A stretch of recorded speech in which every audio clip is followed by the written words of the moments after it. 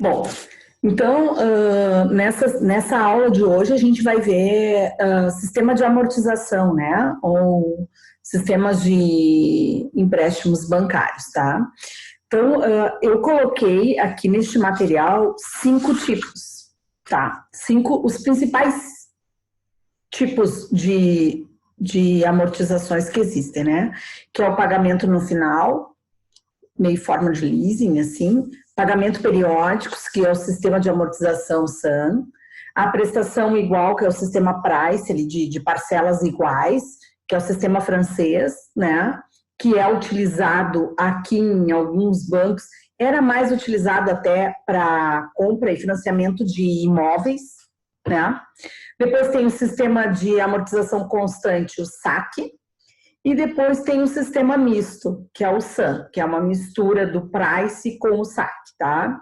Teve uma época, para que a gente entre numa contextualização melhor, teve uma época acho que é 80, deixa eu ver aqui, que época foi, não foi época de 80, foi depois, que até o ano 2000, eu acho, que o Banrisul, agora eu não sei como está, até deveria ter feito essa pesquisa hoje de tarde para ver, mas a gente pode depois entrar aqui no site e ver. O Banrisul, quando fazia empréstimo imobiliário, até o ano de 2000, 2005 por ali, ele usava a tabela Price. E a Caixa Econômica Federal utilizava a tabela SAC. Posterior a isso, eu fiquei sabendo que eles estavam migrando para esse sistema de amortização misto, mas eu não sei como está hoje, tá? Porque essas coisas de empréstimo imobiliário, elas vão mudando, tá? Mas assim, ó, é importante a gente saber sempre quando a gente vai fazer um empréstimo a longo prazo, com um valor maior, né? Porque empréstimos, eu não sei se vocês, algum de vocês, adquiriu o patrimônio, a casa própria ou o terreno, seja lá o que for, através de um empréstimo, né? Esses empréstimos são feitos a longo prazo. Tem gente que financia o seu imóvel em 10 anos, em 15 anos, em 20 anos, tá? Tem até 30 anos. A tua, Bruno, é pela Price e tu fez por qual banco? Desculpe perguntar se não te deixa constrangido. Pela Caixa Federal é a Price? É. Tu vê, na época que eu comprei a minha casa, eu financei pelo Banrisul e lá era a Price e a Caixa Econômica Federal era a SAC. E agora, então, a Price... Faz tempo que tu fez esse financiamento, Bruno? Que ano foi? Faz 5 anos e eles estão usando a Price. Qual a característica, assim, para quem nunca viu nada disso, não tem a menor ideia do que eu estou falando, tá? Bom, quando tu faz um financiamento, eu vou conversar, depois eu vou ali, tem um monte de cálculo hoje para fazer, vocês vão ficar virados, assim, né? Tabela, tabela, tabela, tabela, tá? Quando a gente faz um financiamento imobiliário e tem na cláusula ali a taxa, né? A taxa que ele vai desenvolver durante o ano, o residual, e qual o tipo de, de, de forma de pagamento, de forma de financiamento, né? Qual é o sistema de empréstimo que vão estar utilizando, acontece assim, ó. Quando tu está falando do sistema francês, que é o sistema Price, tu tens assim, tu calcula um valor fixo da prestação. Então, tu sabe que aquela tua prestação vai ter um valor fixo, tá? Daí, depois, no final do ano, entra os juros ali, ver quanto é que vai ter que ser geralmente é 6% de reajuste. Antes era, agora não sei mais como é que é. Estou bem distante dessa situação aí, mas tem uma taxa ali que eles colocam e daí eles recalculam. O que acontece quando tu faz pelo sistema francês, tá? O sistema francês tu vai ter sempre mesmo valor das tuas prestações. E começa assim, se tu for fazer o sistema francês, tu vai pagando e ele faz uma curva muito estranha, porque no início, se tu faz, quanto mais longo tu faz esse teu financiamento, por exemplo, vou pegar o Bruno, que eu sei que ele fez ali, vamos imaginar que ele tenha feito em 15 anos, tá? Ou em 20 anos, tá? Se ele faz pelo Price, até a metade desse financiamento, ele vai estar pagando e ele não vai estar amortizando quase nada dessa dívida. Muito pelo contrário, os juros vão ser maiores do que as prestações que ele está pagando. Então, fica uma curva, assim, ó, parece que a tua dívida vai aumentando, aumentando, aumentando, né? Fica uma curva crescente. E daí, da metade em diante, começa uma amortização violenta, até chegar no final do período. Então, esse camarada faz em 20 anos. Os 10 primeiros anos ele está pagando, pagando, pagando, pagando. E se ele fez um financiamento ali para casa própria de 50 mil, ele continua devendo, às vezes até mais do que os 50 mil. Depois da metade desse período é que começa a ter uma amortização, certo? Começa a diminuir. Efetivamente, ele começa a pagar os juros desse empréstimo e diminuir a sua dívida. Na tabela SAC, essa é um pouquinho diferente. Tu começa com um valor de prestação bem elevado, para conseguir já fazer as amortizações. E daí, quanto mais próximo do final do teu pagamento, menor é o valor da tua prestação, certo? Então, assim, quando tu queres uma prestação mais razoável, geralmente as pessoas optavam pela Price. Eu fiz o meu financiamento da minha casa pela Price, porque daí eu tinha uma noção de como me organizar, e eu não fiz um período muito longo. Então, o que tu também pode fazer nesses financiamentos é juntar a cada 2 anos ali o teu valor do FGTS e dando como reforço para ir amortizando a dívida. Eu não sei se tu faz isso, Bruno. Tu já tentou fazer isso? Isso aí. Isso aí é uma boa jogada, sabe? Pega aquele... Pode falar.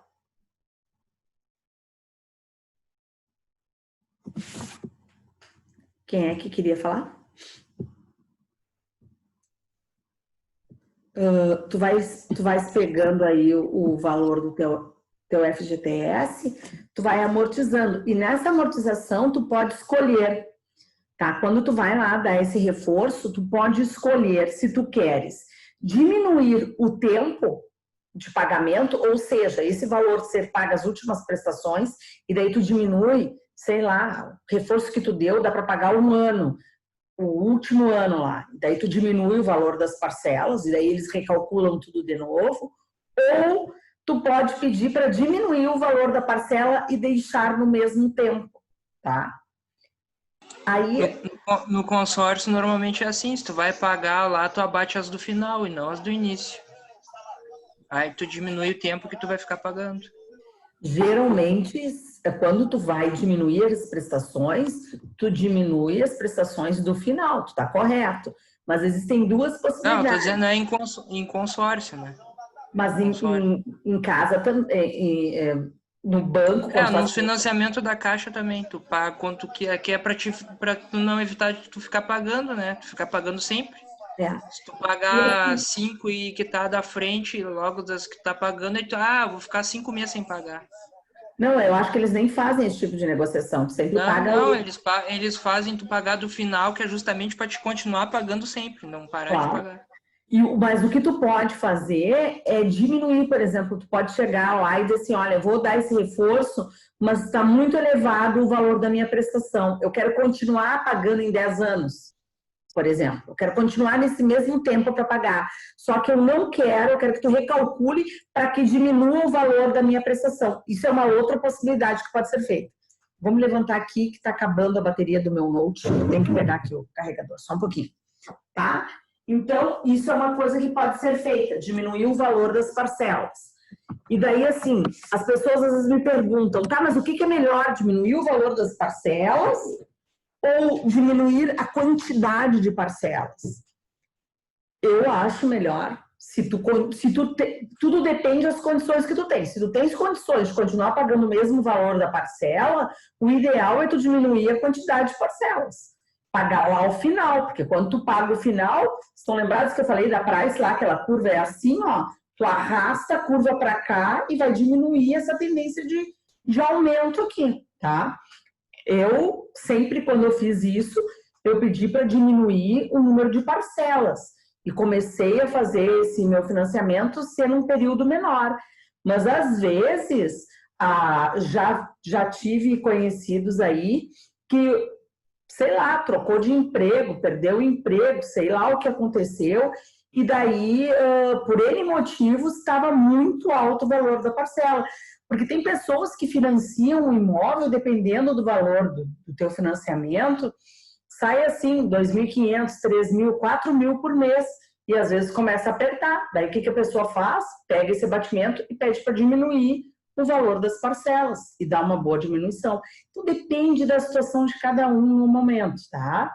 Mas o importante é saber que tu tens esse poder de negociação. Tu pode chegar, independente do sistema que tu estás utilizando, se é o sistema francês, se é pela tabela Price, ou pela SAC, ou pelo misto, qualquer uma dessas três, que são as que são utilizadas aqui no país, tu pode fazer qualquer um desses dois tipos de negociação. Pedir para diminuir lá no final do período ou diminuir o valor da tua parcela, tá? Isso tu pode fazer a cada 2 anos, pegar todo o teu FGTS lá e colocar a cada 2 anos. Até porque cada vez que tu pede isso, tu tem que pedir um recálculo de dívida. E tu paga para pedir esse recálculo de dívida no banco que tu financiou. Então, não vai ficar fazendo isso a cada pouquinho, né? Tem que esperar ter um acúmulo bom de grana no teu FGTS para te fazer esse pedido. Alguém gostaria de mencionar alguma coisa? Fazer alguma pergunta? Não pode trocar de tabela. Na realidade, Bruno, nem é tu que escolhe que tipo de tabela é, né? É o banco que está te financiando. Então, provavelmente, quando tu foi pedir o financiamento da tua casa, se tu foi comprar um imóvel, às vezes tem empreendimentos que já dizem, ó, o financiamento é por tal estabelecimento bancário. É o estabelecimento bancário que decide de que forma ele vai fazer. Tu não tem como nem pedir, escolher o tipo de financiamento, a menos que tu escolha o banco que tem esse financiamento. Não, os bancos não trabalham com mais de um tipo de tabela, é sempre uma única tabela. Então, tu não pode chegar, por exemplo, na Caixa que tu fez pela Price e dizer que é pela Price, daí tu chegar e dizer que tu quer por um outro tipo de sistema, que não. Esse banco só vai te oferecer esse tipo de sistema. E no meio do caminho, tu também não pode trocar, tá? Então, assim, assinado o contrato, né? O contrato de um financiamento é muito mais válido do que a tua certidão de casamento. A tua certidão de casamento pode revogar a qualquer momento. Um contrato de financiamento, não. Só quando terminar o pagamento, certo? Então, não dá para trocar jogado. Mais alguma pergunta? Não sei se eu te respondi, mas eu acho que era isso que tu queria saber, né? Tranquilo, então? Tá. O que eu fiz para que a gente conseguisse entender bem? Eu peguei cada uma delas, dei um resumo do que era ali, escrevi um pouquinho sobre cada um, e daí eu fiz assim, ó, primeiro a gente vai trabalhar montar a tabela, entender como funciona, botei as fórmulas embaixo bonitinho. Aí com o mesmo valor, e daí eu vou fazer essas 5 tabelas na aula de hoje, que já estão digitadas para vocês. Vocês não vão precisar nem copiar do quadro, eu fui uma queridaça, entendeu? Eu digitei ali para vocês uma por uma, tá? Depois, claro, vocês vão ter que fazer exercícios, tá? Mas vocês vão ver eu fazendo e ver como é que foi feito isso aí. Eu fiz todas elas com o mesmo valor inicial, com a mesma taxa, com o mesmo número de parcelas, para que a gente consiga ter uma tendência a conseguir comparar. Porque se eu trocasse esses valores, não tinha como ter uma comparação em relação a isso. E quando eu trabalho com o mesmo valor financiado, com o mesmo número de prestações e com a mesma taxa, eu consigo fazer uma comparação de cada um desses 5 sistemas. Eu acho que vai ficar bom para vocês entenderem, tá? Mas assim, ó, o que eu quero? Eu quero que em qualquer momento dessa aula, Se vocês não estiverem entendendo o que eu estou fazendo aqui ou o que eu estou falando, vocês vão me perguntando. Denner, a Caixa está oferecendo as duas opções, price e saque? Sim. Nossa, então eu estou muito desatualizada, porque eu nem sei. Quando eu fiz o meu, era só uma. E a gente escolhia o banco exatamente desta forma. E era difícil ter um financiamento bancário. Eu não sei como é que está isso. Eles dão as duas opções. Tá. Se eu fosse escolher, hoje, eu não escolheria Price, meu. Mas, como a senhora falou, a saque, o valor da prestação é bem mais alta no início e aí depois vai decrescendo, né? Um negócio, quando a gente faz pela saque, tu já teres um dinheiro de reserva ali, já ir pré-estabelecendo que tu vai dar esses reforços. Aí fica beleza. Porque realmente o valor inicial de uma prestação da saque comparado com a Price é grotesco. É que eles têm os dois sistemas justamente pro tamanho das pernas de cada pessoa, né, professor? Mas eu vou te dizer assim, ó, agora eu tô falando que nem uma vovó. No meu tempo, não tinha tamanho de perna. Era tal instituição trabalhava com essa, tal instituição trabalhava com essa, e era isso ou não era, entendeu? E daí eu fiz a minha pelo Banrisul, porque eu era corretista do Banrisul, e para mim ficou mais fácil, porque era muito difícil, inclusive, de conseguir esses financiamentos. Eu não sei como é que está hoje, se é só levar a documentação e tá tranquilo, mas antes era assim, ó, bem complicado.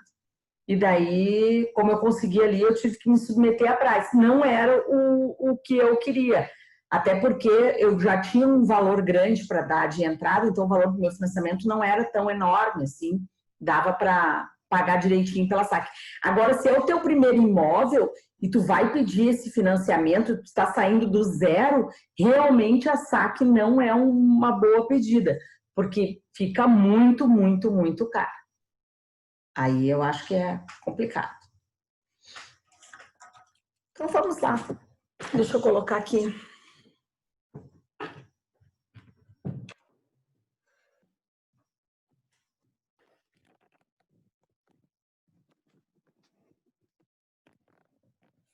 Tá vendo bem o quadro aí, Gustavo?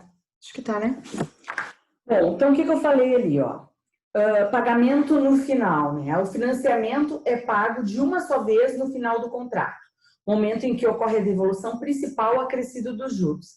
Isso aqui é como se tu fosse fazer o pagamento de uma nota promissória, tá? Às vezes, quando trabalha com leasing, por exemplo, tu vai pagando durante todo o tempo apenas os juros, tá? Os americanos gostam muito de fazer isso aqui, eles compram as casas deles e vocês podem até ver que quando os caras falam assim, eles compram a casa e eles nunca terminam de pagar a tal da casa. Por quê? Porque o tipo de financiamento é esse. Eles têm aquele imóvel é deles e eles vão apenas pagando os juros, eles nunca adquirem total compra da casa. Tá? A maioria dos americanos, tá? Então, esse financiamento aqui, que tá ali na página 1, eu coloquei, fiz até um gráfico, porque eu acho meio estranho a gente tentar ter esse discernimento, porque é uma coisa que não acontece muito na nossa realidade, tá? Então, eu botei aquele gráfico ali, ó. Tu tens o pagamento aqui, ó. Tu tens o pagamento, o PV, esse PV vai aumentando, e tu simplesmente, em todas as parcelas, tu vai pagando apenas o quê? Tu vai pagando apenas os juros. E daí, quando tu diz, tu vou pagar em 4 prestações, que foi o gráfico que eu coloquei ali, na 4ª prestação, então, tu acaba amortizando tudo e pagando o teu valor principal, que foi o que tu realmente financiou. O que eu coloquei como exemplo aqui desse primeiro? Tá? Eu coloquei assim, ó. Vou trabalhar sempre com esses valores, tá? Montar uma planilha referente ao financiamento do valor de 15 mil reais. Eu botei um valor baixo e um número de prestação baixo para que a gente consiga não ficar morrendo nessas planilhas, mas que a gente consiga entender o raciocínio de montagem dessas planilhas. Isso que é o importante, tá? Então, o meu PV é 15 mil. Tá? A minha taxa que eu vou utilizar é de 10% ao ano. E eu vou pagar isso em 4 anos. Certo? Então, eu vou pagar isso aqui em 4 anos. Bom, Como é que eu vou fazer isso aqui? Vou montar. Eu posso partir essa primeira tabela, eu parti do ano 1, mas eu poderia ter feito essa tabela começando do instante 0. Não teria problema nenhum. Até vou fazer essa tabela pelo instante 0. Tá, só um segundo, me deem um segundo aí. Já volto, só um segundo.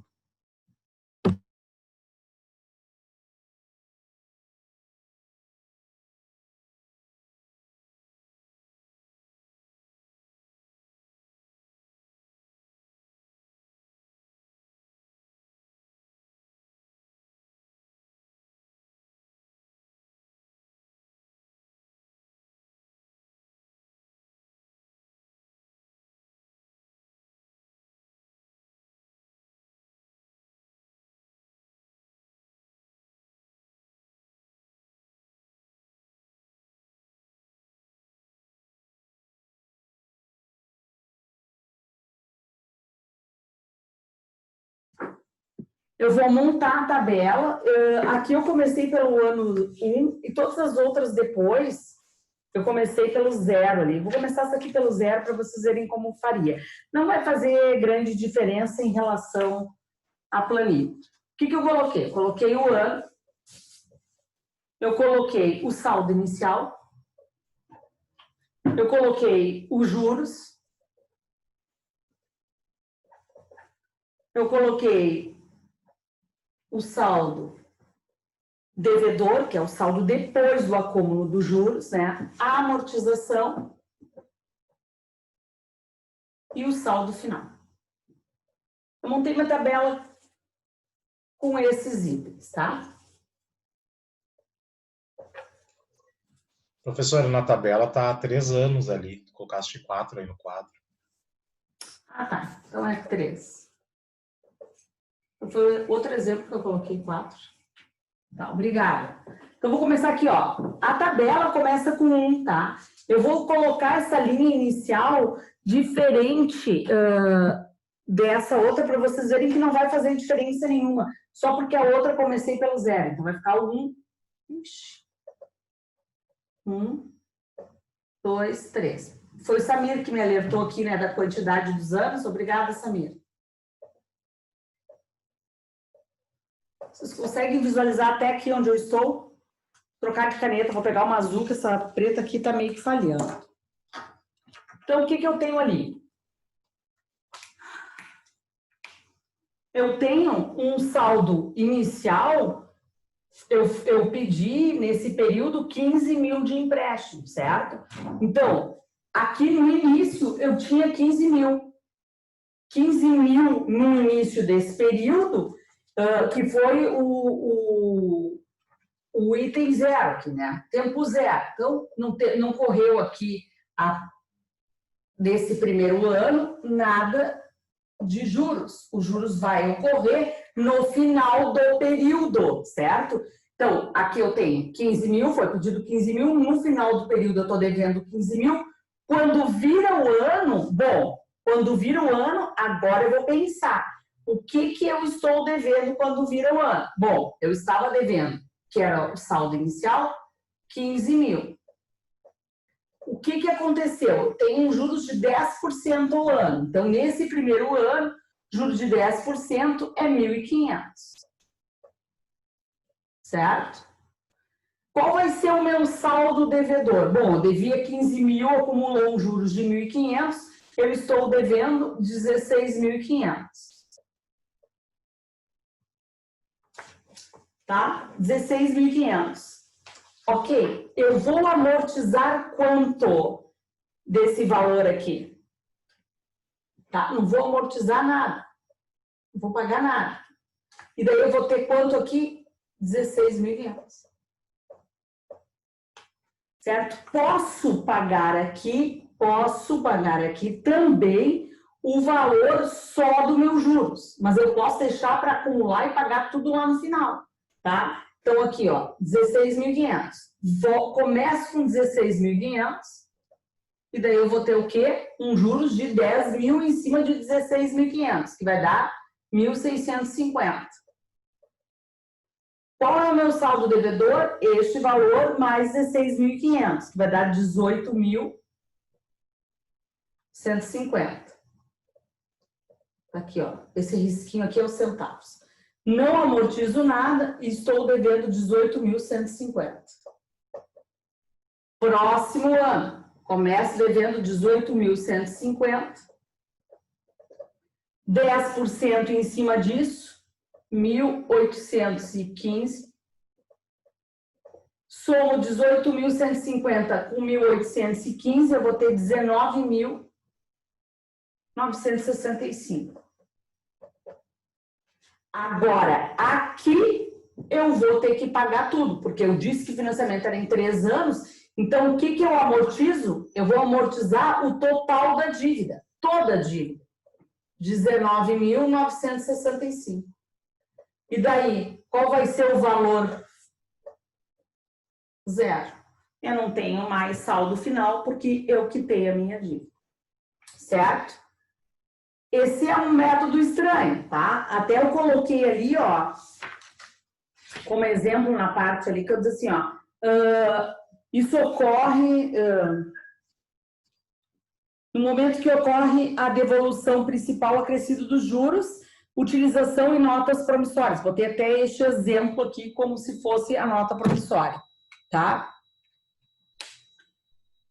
Não é uma coisa muito usual, né? Nenhum banco faz esse tipo de coisa aqui no Brasil, tá? A não ser quando tu realmente compra com prestações para pagar lá na finaleira. Então, onde é que é isso aqui? Empreendimentos agrícolas, máquinas agrícolas, aquelas máquinas de grande porte, tá? E mesmo assim, isso aqui não é utilizado em países onde a inflação é muito alta. E já dá para saber o porquê que não é utilizado em países que a inflação é muito alta. Porque se tu tem uma inflação muito alta, o valor do teu juros do ano vai ser elevadíssimo. Daqui a pouco tu vai ter comprado um bem, tá? E esse bem já vai ter se depreciado. Daí quando chegar na finaleira, que é a época de tu pagar, esse valor vai estar tão alto, que nem tu devolvendo o que tu comprou, tu vai conseguir pagar a tua dívida, tá? Então, não é uma coisa utilizada aqui. Mas em países que têm inflação controlada, economia controlada, sem problema nenhum. É uma coisa meio estranha nós, povo brasileiro, tentar entender essa situação aqui. Só quando é compra desse tipo mesmo, tá? Ou quando tu vai fazer uma negociação de nota promissória. Porque para compra de imóvel, esquece. Aqui não. Alguém que gostaria de fazer alguma pergunta?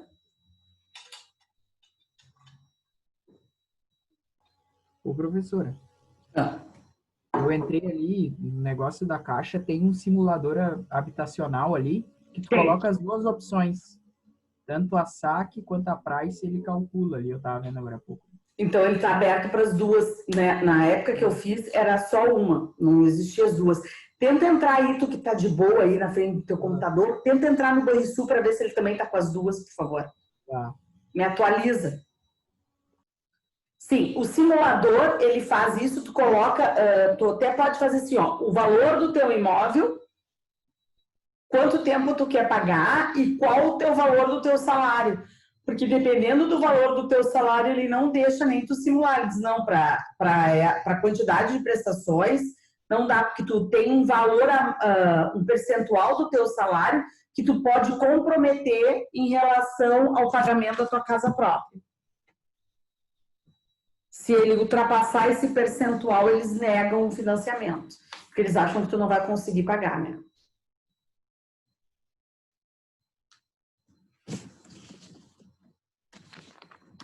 Certo? Entendida essa tabela? O bom é que vocês não vão precisar ficar copiando a tabela, porque a tabela vai estar ali embaixo preenchidinha para vocês, tá? Eu tenho 10 minutos, eu gostaria de falar do outro, que é o amortização americano ali, né? Que é aquele que eu falei, dos caras que eles vão pagando apenas os juros, e lá no final eles amortizam tudo. Então, eu coloquei características ali, ó, do segundo, tá? Juros incide sobre o valor original da dívida. Então, é sempre juros simples. Por que que é juros simples? Aqui eu tive, ó, um rodízio e foi acumulando, né? A juro composto. Por que que foi juros sobre juros? Ó, esses 10 foram somados, depois um outro 10% somado, depois um outro 10% somado. Na modalidade SAA, né, ele não tem isso, porque ele vai te dar os juros, tu paga apenas os juros e continua com o valor principal da dívida. Então, tu sempre vai aplicar esses juros em cima do valor principal, que é um valor único. Então, acaba sendo uma modalidade de juros simples. Aí alguém deve estar pensando, como é que é juros simples? É justamente por isso, porque nunca vai ter um acúmulo aqui, ó, uma sobreposição de valores, tá? Por isso que acaba sendo um valor de juros simples. Isso tá? por conta da inflação, professora? Como assim? No caso, não sobe a prestação porque o banco não aumenta os juros porque a inflação é baixa. Mas não, na realidade, o que acontece é o seguinte, ó, a tua prestação do mês vai ser exatamente o valor dos juros cobrados para aquele período. Sim, mas a prestação não aumenta muito, no caso. A Não. prestação no caso, ela não aumenta, ela se mantém, no máximo aumenta um pouquinho.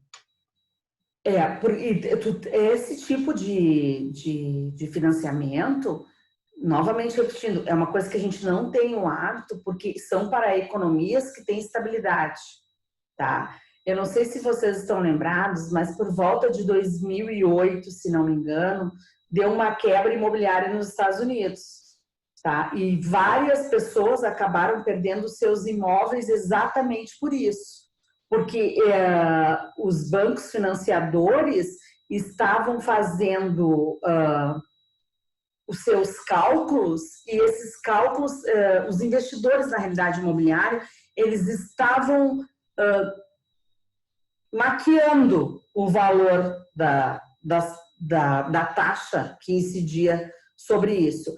As pessoas nos Estados Unidos, elas têm a mania de terem o seu imóvel e elas refinanciam o seu imóvel ao longo da vida, coisa que a gente não faz aqui, tá? Tem algumas lojas que deixam tu fazer isso quando tu vai, por exemplo, tu vai comprar, por exemplo, um banco. Tu vai comprar o teu banco e tu dá de caução para este banco, por exemplo, a tua casa. Ou tu dá de caução para este banco o teu carro, tá? O que é? Se tu não pagar a tua dívida, o banco vai lá e vai tirar o teu imóvel ou vai tirar o teu carro, tá? Lá nos Estados Unidos, eles fazem muito isso, para eles terem valor, para eles terem liquidez nas suas mãos, tá? Então, eles vão lá e refinanciam a casa, refinanciam a casa. E daí, esses bancos que fazem esse tipo de gerenciamento, eles estavam trabalhando com taxas que não eram reais. E quando eles faziam o seu balanço no final do período, no final do ano, eles estavam fazendo balanços meio camuflados, assim, não era bem verdade. E quando isso caiu lá na malha fina dos Estados Unidos, todas essas empresas que estavam refinanciando imóveis, teve uma quebradeira geral. E daí o que aconteceu? As pessoas acabaram perdendo os seus imóveis, porque essas financeiras estavam devendo para outros bancos. E os bancos queriam liquidez, foram lá e tomaram o imóvel das pessoas. Vocês se lembram desse fato ou vocês são muito jovens para se lembrar do que aconteceu em 2008? Sim, lembramos. Tá. Bom, então ali, ó, tem todas as características, tá? Fala aqui que eles têm 2 padrões, eu usei o padrão principal deles. Aqui eu também comecei a tabela não pelo 0, pelo 1, mas daria para começar pelo período inicial, sem problema nenhum. E aí, nessa tabela aqui eu coloquei o valor da prestação. Aqui eu não coloquei o valor da prestação, porque a prestação seria uma, que era a última, que era a amortização final, certo? Então, o que eu vou fazer agora nessa segunda? Vou montar a tabela desse tipo de financiamento, com esse tipo de amortização, tá? Então, essa tabela aqui vai ser um pouquinho diferente. E é bom que a gente tenha todas as tabelas aí, por quê? Porque depois a gente vai dar uma comparada, tá? Então, essa segunda aqui é um modelo americano. De novo, o meu valor inicial é de 15 mil, coloquei um valor irrisório aqui, tá? Para que a gente consiga fazer. Vou pagar em 3 anos. Agora eu não vou colocar 4 aqui, Samir. E a taxa é de 10%. Tá? E daí eu vou montar a mesma tabela. Vou ter que apagar melhor esse quadro aqui. Vamos utilizar um alquinho. O bicho começa a pegar nessas tabelas quando a gente vai lá para price, para saque e para missa, que são as 3 últimas ali, tá? Essas 2 primeiras são tabelas tranquilas de fazer. Não é que as 3 últimas sejam difíceis, mas é que as 3 últimas exigem um cálculo um pouquinho mais aprimorado. Então, eu coloquei aqui o ano, que seria o período, né? Eu coloquei os juros. Coloquei o saldo devedor após os juros, né? Saldo devedor com os juros aqui, né? Eu coloquei a amortização. Coloquei o valor da minha prestação, que é o meu PNT, e o saldo final.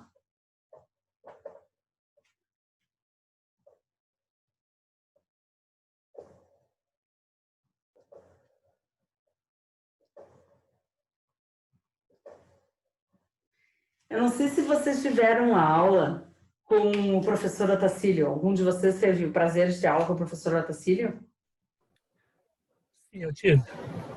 Bom, eu tenho, assim, ó, um carinho e um saudosismo do Otacílio, assim, que eu acho aquele cara fantástico. Cada vez que eu faço uma tabela dessas, eu me lembro dele fazendo as tabelas, que a gente compartilhava turmas, assim, e me dá uma saudade daquele velhinho. Era uma paciência. Sim, ai, um querido, ele, aquela pastinha dele, eu falo com ele até hoje, uma vez por semana eu ligo para saber como é que ele tá. Eu adoro ele, assim, tenho um carinho muito grande pelo Otacílio, muito grande mesmo. Vamos ver, faltou uma coluna, eu acho, né? O valor inicial, vou começar aqui, ó, 15 mil. Tá? Aí, 15 mil, virou o ano, quanto é que teve de juros? 10%, então, 1.500. Tá? Aí, quanto é que é o saldo devedor, né? Que seria o que eu estava devendo aqui, mais os juros, o saldo devedor, 16.500. O que eu vou amortizar? Eu amortizo exatamente o valor dos juros. Nesse sistema, eu só pago os juros. Então, a amortização aqui vai ser de 1.500. Porque o valor do meu pagamento vai ser dos 1.500. Então, amortizado o valor principal, nada. Acabo não amortizando nada do valor principal. Por quê? Porque eu pago só 1.500. Então, até posso dizer o seguinte, ó, que essa amortização, se eu quiser deixar isso aqui em branco, dizer que não amortizei nada da dívida principal, posso dizer que não amortizei nada, porque eu paguei 1.500 e a amortização aqui seria o quê? O valor principal de amortização não foi nada, né? Continuo devendo quanto? 15 mil. Eu coloquei essa tabela, observe que essa tabela está um pouquinho diferente da que eu copiei aí no coisa de vocês. Eu coloquei aqui a amortização em cima desse valor composto aqui, tá? Mas se eu me dirigir ao valor principal,